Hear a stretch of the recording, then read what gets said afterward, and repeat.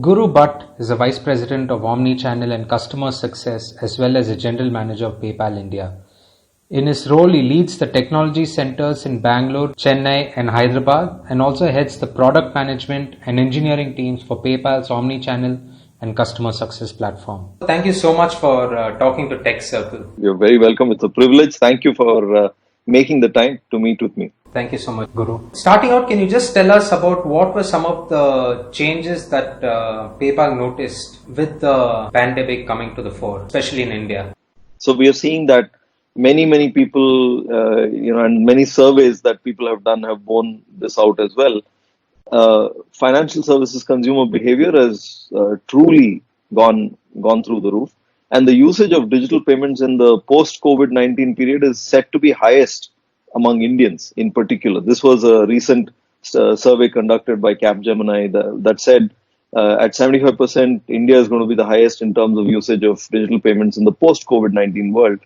No matter how much advancement was going on in technology and in fintech in particular, cash was still somehow always remaining king, especially in developing economies like India and mature markets like the US as well. No matter how much news there is about fintech, still a lot of the transactions used to happen through cash.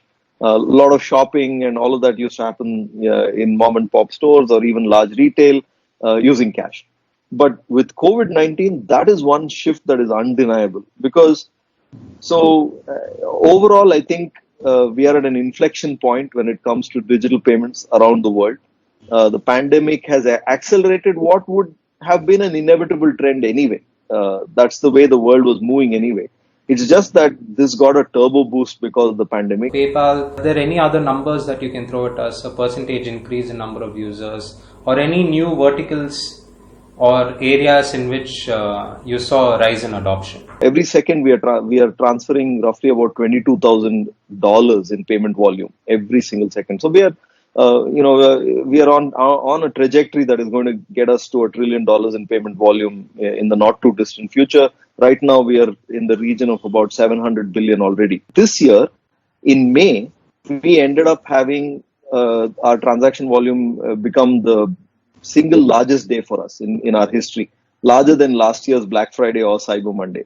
And another metric that's very important to us is what we call net new actives. So these are new customers who sign on to our platform and then become active by conducting transactions on the platform. Now, these net new actives is a very key indicator of business health for us because the more people who join, the velocity at which people are joining is an indicator of the usefulness of our products and services. In Q1, even with COVID going on, initially, it was not there, and then January, February, end of February, things started getting really quite intense all around the world, and various other things like travel just went from being on a high to nothing. Right, practically everybody stopped traveling. Then that's a key vertical for us. But in spite of that, we saw 10 million new people come and join our platform. We also closed our acquisition of a company called Hani Sciences Corporation, and that acquisition brought on 10 million additional customers. So we actually had 20 million net new accounts created in Q1. And then, our revenues continued to steadily grow. And in April alone, our revenues grew by 20%, over the year before. So it was substantial growth that we saw. During the lockdown, how did you prepare yourself for the increase in numbers? I'm sure you did anticipate that people would be signing on to PayPal, as you mentioned. So were there any operational challenges that you faced? And also, were there any new solutions that you got on board? I think there were certain underpinnings that really contributed to our success in terms of business continuity during this time. And as a business, PayPal has really managed its operations really well during this time. One, investment in technology. All the investment in technology that we have done over the past few years, cloud enablement, security, risk management, just underlying infrastructure for network, geo-distribution of some of our access points, content distribution networks. All of this has really helped during this time because The additional load, the underlying technology picked up without really missing a heartbeat. And this has both internal and external implications because, from an internal perspective, many more employees are working from home, which means that our virtual private network infrastructure and ability for our networks to handle load from access points that are from all over the world rather than just through offices is also something that we had never planned for, but we had invested in technology to, if that was ever an eventuality, we were able to handle it, and we did. We managed to handle it just fine. Operationally, we had to, thousands of customer support agents, we suddenly had to enable them to work from home. In a country like India, for example, with lockdown and curfews and everything in place, we had to mount a massive logistical operation to even move equipment from the office to people's homes so that you could enable them to work from home. And especially in India, people live in various situations, right, with extended family, as paying guests, etc., access to networks. So we had to factor in all those and also plan our own customer support channel mix in terms of how many voice calls we can accommodate and how many chat-based or bot-based interactions we can accommodate. So practically every part of the business had to really pivot and be very agile and turn on a dime to accommodate this incredible change that came our way.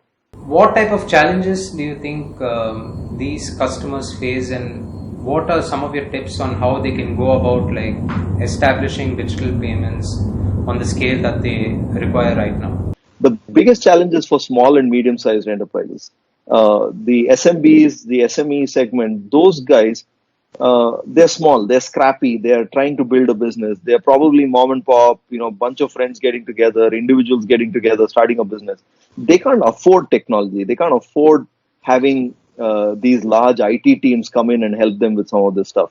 So each of these segments has different needs in how they need to be taken care of.